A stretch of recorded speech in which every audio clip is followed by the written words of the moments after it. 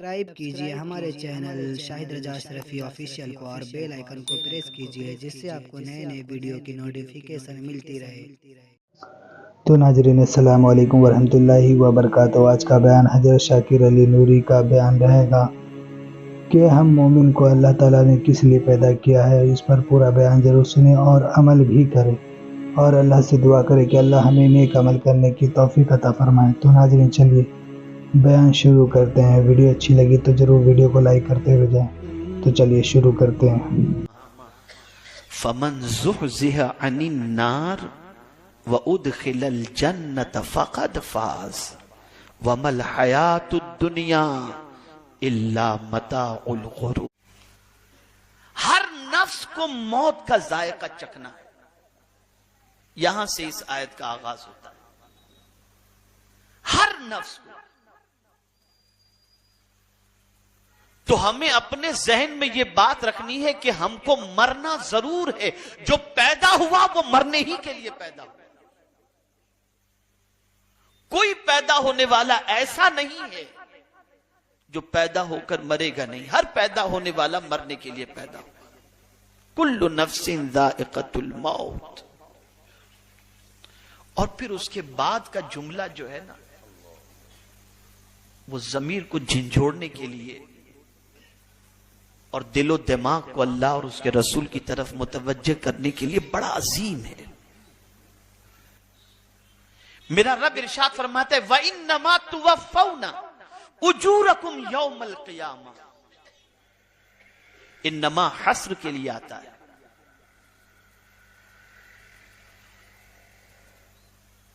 تمہارے کیے کا پورا پورا بدلہ اجریہ الا علی اللہ، بے شک ہمارا بدلہ اللہ کے پاس ہے، ہم اسی سے حاصل کریں گے۔ اس لیے کہ تم تو ادھورا بھی دو گے، ناانصافی بھی کرو گے، اور ہو بھی سکتا ہے کہ بدلہ دے کر احسان بھی جتاؤ، اور ساتھ ہی ساتھ یہ بھی واضح کر دیا کہ ہم اگر کوئی کام کرتے ہیں تو تم سے بدلہ لینے کے لیے نہیں، ہمارا کریم پورا پورا بدلہ ہمیں عطا فرمائے گا، پورا پورا بدلہ۔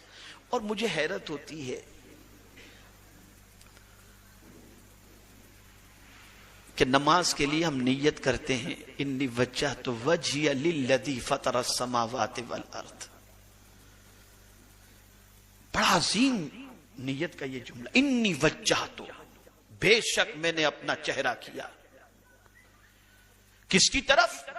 فطر السماوات والارض، اس کی طرف جس نے آسمان و زمین کو پھاڑ دیا۔ یہ آسمان و زمین پہلے ایک تھے، میرے کریم کا حکم ہوا پھٹا اور آسمان الگ ہوا، زمین الگ ہوا۔ یہ اس کریم کی طرف ہم متوجہ ہو۔ اتنے لوگ ہیں جو نماز کی اس نیت کے بعد اپنی توجہ کو خدا کی طرف رکھ پاتے ہیں؟ کتنے لوگ ہیں؟ سارا حساب تو نماز میں ہو جاتا ہے، ساری بھولی ہوئی چیز تو نماز میں یاد آ جاتی ہے۔ بہت ڈیفیکلٹ ہے ہر خیال سے اپنی نماز کو پاک رکھنا، بہت ڈیفیکلٹ۔ حضرت حسن بصری رضی اللہ تعالیٰ عنہ کے ذہن میں خیال آیا کہ میں 2 رکعت ایسی پڑھوں جس میں مجھے سوائے رب کے کسی کا خیال ہی نہ آئے۔ فرماتے ایک رات میں نے شروع کی، 2 رکعت کی نیت میں نے کی اور اس کے بعد نماز شروع کی۔ فرماتے ہیں تھوڑی دیر کے بعد خیال آ گیا، پھر نماز توڑا، پھر میں نے نیت باندھی۔ فرماتے پوری رات گزر گئی، کہیں نہ کہیں سے تھوڑا سا خیال آ ہی جاتا۔ تو اس پر غور کرنے والے مفسرین نے غور کیا، بڑی پیاری بات فرمائی۔ ایک مفسر فرماتے ہیں انسان سے بھی جب ہم کلام ہوتا ہے تو زیادہ دیر تک ایک انسان کی طرف ہی توجہ نہیں رکھ سکتا۔ 2 منٹ 5 منٹ اس کے بعد فوراً اس کی توجہ دوسری طرف ہو جاتی ہے، توجہ دوسری طرف ہو جاتی۔ ایک انسان کے ساتھ بھی مکمل توجہ کے ساتھ 10-20 منٹ سے زیادہ وقت نہیں گزار سکتا، تو اتنا انسان جو ہے انسان کے ساتھ 10-20 منٹ سے زیادہ اپنی توجہ کو یکسوئی کے ساتھ اس کی طرف نہیں رکھ سکتا تو خالق کی طرف کیسے توجہ رہ پائے گی؟ کیسے رہ پائے گی؟ تو یہ کام آسان نہیں، لیکن ہاں اگر وہ کرم فرما دے تو بعید بھی نہیں ہے، اگر وہ کرم فرما دے تو بعید بھی نہیں ہے۔ اسی لیے اس کے کرم کی بھیک مانگی جاتی ہے کہ جب ہم نماز پڑھتے ہیں تو سورہ فاتحہ میں پہلے کہتے ایاک نعبد، تیری ہی عبادت کرتے ہیں، لیکن یہ عبادت ضرور کرتے ہیں ہماری طاقت سے نہیں، مولا یکسوئی اس وقت ہوگی وَإِيَّاكَ نَسْتَعِينُ، تجھی سے مدد مانگتے ہیں، اگر تم مدد کرے گا تو ہماری توجہ تیری ہی طرف توجہ، تیری ہی طرف توجہ۔ اور یہ توجہ ہر کسی کو نصیب نہیں ہوتی، ہر کسی کو نصیب نہیں ہوتی۔ اس توجہ کے لیے کسی صاحب توجہ کی نظر کی ضرورت ہے۔ رب نے حضور کو دیکھا، رب نے حضور کو دیکھا، وہ سب کو دیکھتا ہے، لیکن شب معراج خود دیکھنے کے لیے بلایا۔ ان اللہ اشتاق الی لقائک یا رسول اللہ، جاؤ جبریل میرے محبوب سے کہو کہ میں اپنے محبوب کو دیکھنا چاہتا ہوں، دیکھنے کے لیے مشتاق ہوں۔ اور پھر رب نے حضور صلی اللہ علیہ وسلم پر اپنی شان کے مطابق نگاہ کرم فرمائی، اور مصطفیٰ نے رب کو دیکھا۔ کیسا دیکھا؟ تو قرآن کہتا ہے ما زاغ البصر وما طغا، دیکھا حضور نے۔ دونوں تنہائی کی بات ہے، رب ہے اور مصطفیٰ پیارے صلی اللہ علیہ وسلم۔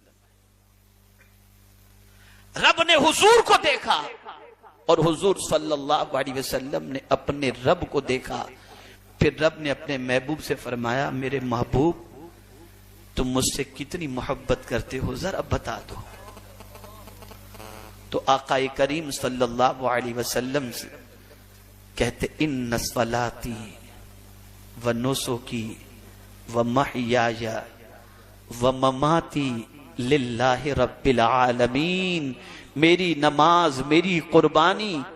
اب نماز اور قربانی کے بعد حضور یہ نہیں فرماتے میرا روزہ میرا حج میری زکوٰۃ، یہ نہیں کہہ رہے ہیں وَمَحْيَايَ وَمَمَاتِي لِلَّهِ رَبِّ الْعَالَمِينَ، میرا جینا بھی اللہ کے لیے اور مرنا بھی اللہ کے لیے، سب کچھ اللہ کے لیے، سب کچھ اللہ کے لیے، سب کچھ اللہ۔ اور یہی نظر مصطفیٰ صلی اللہ علیہ وسلم، جن آنکھوں نے رب کا جلوہ دیکھا ان آنکھوں کی ہمت کا کیا کہنا۔ کس کو دیکھا یہ موسیٰ سے پوچھے کوئی، آنکھ والے کی ہمت پہ لاکھوں سلام۔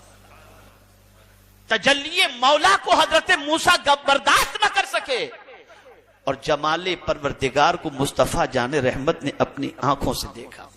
ما زاغ البصر وما طغى،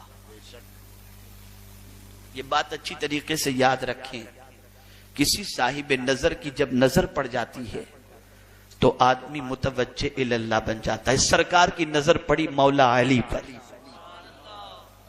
تو نماز میں اتنے منہمک ہوئے کہ تیر نکال لیا گیا، پتہ بھی نہیں چلا۔ یہ نظر کی بات ہے، یہ نظر کی بات ہے۔ اے رسول اعظم صلی اللہ علیہ وسلم کے دیوانوں، یہ بات اچھی طریقے سے ذہن میں رکھو کہ ہم جب نیت کرتے ہیں کہ میں نے اپنا چہرہ اس اللہ کی طرف کیا جس نے جو زمین اور آسمان کو جس نے پاڑا ہے، تو یہ خیال میں رہے، یہ ذہن میں رہے کہ اس خالق کی توجہ ہماری طرف کس طریقے سے رہی، اور ہم جب متوجہ ہونے جا رہے ہیں اور سب سے کٹ کر اس کے حضور حاضر ہو چکے کہ نہ اب کھانا ہے، نہ پینا ہے، نہ کسی سے کلام کرنا ہے، کچھ بھی نہیں کرنا، جو کچھ کرنا ہے اسی سے کرنا ہے، جو کچھ کرنا ہے اسی سے کرنا ہے۔ الحمدللہ رب العالمین اسی کی تعریف کرنی ہے، سبحانک اللہم اسی کی تسبیح کرنی ہے، سبحان ربی العظیم اسی کی تسبیح، سبحان ربی العالی اسی کی تسبیح، اتحیات اسی کی تسبیح، یہی ساری چیزیں تو ہو رہی ہیں۔ سب کو آپ نے چھوڑ دیا، نماز کے اندر آپ آ گئے۔ اب دیکھیں اس کے کرم کی توجہ، تھوڑا سا دنیا کو سمجھیں آپ، اس کے کرم کی توجہ دیکھیں۔ ماں کے پیٹ میں ہم تھے، کوئی ہم پر کرم کرنے والا نہیں۔ ماں کے پیٹ میں ہے نا، اندھیرا ہے، توجہ چاہوں گا، ماں کے پیٹ میں کیا ہے؟ اندھیرا ہے نا، کوئی روشنی ہے وہاں پر؟ بتائیے، کوئی لائٹ لگی ہوئی ہے؟ نہیں، اندھیرا ہے۔ اس تاریکی میں کون ہے جو ہماری پرورش کر رہا ہے؟ کون ہے؟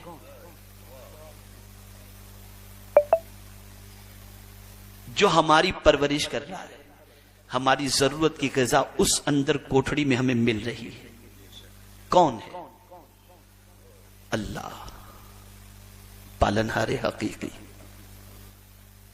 لیکن آپ دیکھیں، وہ ایک اندھیرے کے اندر، تاریکی کے اندر پرورش پانے والا بچہ جیسے ہی دنیا میں آیا، توجہ چاہوں گا، جیسے ہی دنیا میں آیا روشنی دیکھ رہا ہے، سورج کی روشنی آ رہی ہے، چاند کی چاندنی آ رہی ہے، گھر میں اجالا نظر آ رہا ہے، لائٹیں نظر آ رہی ہیں، سب کچھ نظر آ رہا ہے، اور اتنا غافل انسان کہ کچھ دنوں میں وہ کوٹھڑی بھول گیا نا؟ تو مولا یاد دلانے کے لیے پھر قبر کی کوٹھڑی میں بھیجتا ہے، اے ماں کی پیٹ کی تاریکی میں رہنے والے، تجھے پھر وہیں آنا ہے۔ وہ ماں کا پیٹ تھا، یہ قبر کا پیٹ ہے، یہاں تجھے آنا ہے۔ اب وہ پیریڈ جو دنیا کے اندر انسان گزارتا ہے، وہ پیریڈ جو زمین پر انسان گزارتا ہے، اس کے حوالے سے قرآن نے بڑے واضح لفظوں میں فرمایا، اِنَّا جَعَلْنَا مَا عَلَى الْأَرْضِ زِينَةً لَهَا لِنَبْلُوَهُمْ أَيُّهُمْ أَحْسَنُ عَمَلًا۔ یہ بے شک ہم نے جو زمین کے اوپر زینت بنائی ہے نا، ہم ان کو آزمانا چاہتے ہیں کہ کون ہے جو اچھا عمل کر رہا ہے۔ اے بندے، جس طریقے سے ماں کے پیٹ کے اندر تجھے ہم روزی دیتے تھے اور زمین پر ہم نے تجھے بھیجا اس لیے تاکہ تو اس خدا کو یاد رکھ جو تجھے ماں کے پیٹ میں روزی دیتا تھا۔ اگر تو بھول گیا تو سن، اگر تو اطاعت کرے گا تو قبر کی تاریک وادی کے اندر جیسے ماں کے پیٹ میں تجھے روزی دی جاتی تھی، ایسے ہی تیری قبر کو جنت کے باغوں میں سے باغ بنا دیا جائے، جنت کے باغوں میں سے باغ بنا دیا۔ بھول گیا انسان، برزخ کہتے ہی سے ہیں، اسی لیے غالباً صدر الشریعہ علیہ رحمت والرضوان نے یا کسی صاحب دل نے کہا ہے کہ برزخ کو جو آخرت سے نسبت ہے یا برزخ کو جو دنیا سے نسبت ہے، انہوں نے فرمایا کہ جس طریقے سے ماں کے پیٹ میں رہنے کی عمر اور دنیا میں رہنے کی عمر، یہ دونوں کی جو نسبت ہے، ایسے ہی دنیا اور برزخ کی نسبت ہے۔ یعنی ماں کے پیٹ میں انسان 9 مہینے رہتا ہے اور سال ہا سال زمین کے اوپر رہتا ہے۔ ماں کے پیٹ میں رہنے کی عمر کتنی ہے؟ میکسیمم 9 منتھس، اور دنیا میں رہنے کی 100 سال، 90 سال، 60 سال، 70 سال، اتنے سال۔ تو ماں کے پیٹ میں رہنے کی عمر اور دنیا میں رہنے کی عمر، ان دونوں میں فرق ہے نا، دنیا میں رہنے کی عمر زیادہ ہے۔ تو فرمایا گیا اس دنیا کی جو پوزیشن ہے یہ ماں کے پیٹ کی طرح ہے کہ تم اس میں 70 سال 80 سال 100 سال رہو گے، اور اس سے زیادہ تم برزخ، جب تک قیامت قائم نہیں ہوگی تم قبر کے اندر رہو، قبر کے اندر رہو، برزخی تمہاری زندگی۔ عرض یہ کر رہا تھا، قرآن کہتا ہے وَإِنَّمَا تُوَفَّوْنَ أُجُورَكُمْ يَوْمَ الْقِيَامَةِ، ضرور تمہیں تمہارے کیے کا اجر پورا قیامت کے دن دیا جائے گا، پورا اجر دیا جائے گا۔ یہاں تک کہ میرے پیارے آقا صلی اللہ تعالی علیہ وسلم کے پیارے دیوانوں، کسی نے جانور کی پشت پر ہاتھ بھی پھرایا ہوگا، یا کسی نے چونٹی کو تھوڑا سا آٹا بھی دے دیا ہوگا، راستے میں تکلیف دہ چیز کو ہٹا بھی دیا ہوگا، تو میرا مولا اس کا بھی اجر ضائع نہیں فرمائے گا۔ اور اجر سمجھنا ہے تو میں آپ کو بہت مختصر انداز میں سمجھا دوں تاکہ آپ کا ایمان مزید پختہ ہو جائے۔ آپ نے کسی کو ایمپلوئی رکھا، سیلز مین کی حیثیت سے جاب پر رکھا، آپ نے اس سے کہا صبح 10 سے شام 10 تک تمہاری ڈیوٹی رہے گی، ٹھیک ہے، کیا کرنا ہے؟ دکان سنبھالنا ہے، کسٹمر آئے تو ان کو مال بتانا ہے اور بیچنا ہے، ٹھیک ہے، کیا تنخواہ ہوگی؟ 10,000 روپے، ٹھیک ہے۔ لیکن آپ دیکھتے ہوں گے کہ جسے آپ نے سیلز مین کی حیثیت سے رکھا ہے اس کو کبھی آپ بینک کے اندر چیک بھرنے کے لیے بھیج دیتے ہیں، کبھی الیکٹرک بل بھرنے کے لیے بھیج دیتے ہیں، کبھی اپنے بچے کو اسکول چھوڑنے کے لیے بھیج دیتے ہیں۔ وہ 10 سے 10 کے ٹائم کے اندر آپ صرف اس سے سیلسمین شپ کا کام نہیں لیتے، کبھی مال خریدنے کے لیے بھیج دیے، کبھی مال ڈیلیوری کے لیے بھیج دیے، کبھی میٹنگ میں بھیج دیے، کئی کام آپ لیتے ہیں۔ سوال پوچھتا ہوں کہ کیا منتھ کی اینڈنگ پر جب آپ اس کو سیلری دیں گے تو سب کام کی الگ الگ دیں گے کہ سیلسمین شپ کی جو سیلری آپ نے طے کی تھی وہی دیں گے؟ جواب دیجیے، آپ جواب دیں، میں سمجھوں کہ آپ میری بات سمجھ رہے ہیں۔ وہی 10,000 دیں گے نا؟ آپ نے کام تو دوسرے کروائے لیکن آپ نے نہیں دیا۔ آپ رکھے تھے سیلسمین کے کام کے لیے لیکن آپ نے دوسرے کام کروا کر تنخواہ نہیں دی۔ اے میرے رب تیری عظمتوں پر قربان، میرے کریم نے فرمایا اقیموا الصلاۃ، نماز قائم کرو۔ یہ نماز قائم کرنے کا حکم ہوا نا؟ لیکن آپ دیکھیں، ناپاک انسان نماز پڑھے گا؟ نماز کے لیے وضو ضروری ہے کہ نہیں؟ بغیر وضو کے نماز پڑھیں گے آپ؟ ہاتھ دھو تو الگ اجر، کلی کرو تو الگ اجر، ناک میں پانی چڑھاؤ تو الگ اجر، چہرہ دھو تو الگ اجر، مسا کرو تو الگ اجر، پیر دھو تو الگ اجر، بسم اللہ شریف شروع میں پڑھ لو تو الگ اجر، مسجد کی طرف چلے تو الگ اجر، صف اول میں پہنچے تو الگ اجر، تکبیر اولیٰ میں پہنچے تو الگ اجر، اور جماعت میں امام کے پیچھے کھڑے رہے تو الگ اجر۔ اے کریم تیری عظمتوں پر قربان کہ تو کتنا دیتا ہے، کتنا دیتا ہے، کتنا دیتا ہے۔ تو دنیا کا انسان اجر دینے میں بخیل ہوتا ہے، لیکن میرا کریم دیتا ہے تو پورا اجر عطا فرماتا ہے، پورے کے پورا اجر۔ وَإِنَّمَا تُوَفَّوْنَ أُجُورَكُمْ يَوْمَ الْقِيَامَةِ، یہ میرے کریم کی شان ہے۔ اور پھر ہر انسان کامیاب ہونا چاہتا ہے، ہر انسان کامران ہونا چاہتا ہے، تو میرا رب فرماتا ہے اے کامیابی کے لیے مختلف سوچ رکھنے والوں سن لو کامیاب کون ہے اور تم کب کامیاب ہو۔ اب یہ کشمیر کا مسئلہ تمہارے سامنے آ جائے گا، کون کامیاب ہے؟ فرمایا گیا فَمَنْ زُحْزِحَ عَنِ النَّارِ وَأُدْخِلَ الْجَنَّةَ فَقَدْ فَازَ، جو آگ سے بچا لیا گیا، جہنم سے بچا لیا گیا اور جنت میں داخل کیا گیا، بے شک وہ کامیاب ہو گیا۔ پتہ چلا کہ سب کچھ دنیا کا مل جائے تو کامیاب نہ سوچو، یہ نہ سوچو کہ تم کامیاب ہو گئے۔ کامیابی تو اس وقت ہے جب مولا ایمان پر خاتمہ فرما کر جنت کے اندر داخل فرما دے۔ جب جنت میں قدم پڑ گیا تو آپ کہہ سکتے ہو کہ ہم کامیاب ہو گئے، تب آپ کہہ سکتے ہو کہ ہم کامیاب۔ اس وقت تک تو بڑے بڑے صحابہ لرزتے تھے، تڑپتے تھے اس وقت کے تصور سے۔ یہ کوئی معمولی چیز نہیں، یہ کامیابی۔ اور اسی لیے صحابہ جیتے جی بھی حضور کا قدم تلاش کرتے تھے اور وصال کے بعد بھی حضور کا قدم تلاش کرتے تھے، اس لیے کہ جو حضور کے قدموں میں پہنچ گیا وہ کامیاب ہو گیا۔ تو ناظرین، بیان اگر اچھا لگا تو ضرور ویڈیو کو لائک کریں اور ہمارے چینل پر اگر نئے ہیں تو ضرور سبسکرائب کریں، اور اللہ سے دعا کریں کہ اللہ ہمیں نیک عمل کرنے کی توفیق عطا فرمائے، ہر بلا مصیبتوں سے، پریشانیوں سے، آفتوں سے، بیماریوں سے حفاظت فرمائے۔ تو ناظرین، ملتے ہیں اگلے ویڈیو میں، تب تک کے لیے السلام علیکم ورحمۃ اللہ وبرکاتہ۔ دعا میں یاد رکھیں۔ ویڈیو اچھی لگے تو ہمارے ویڈیو کو لائک کریں اور ہمارے چینل کو سبسکرائب کریں۔ شکریہ۔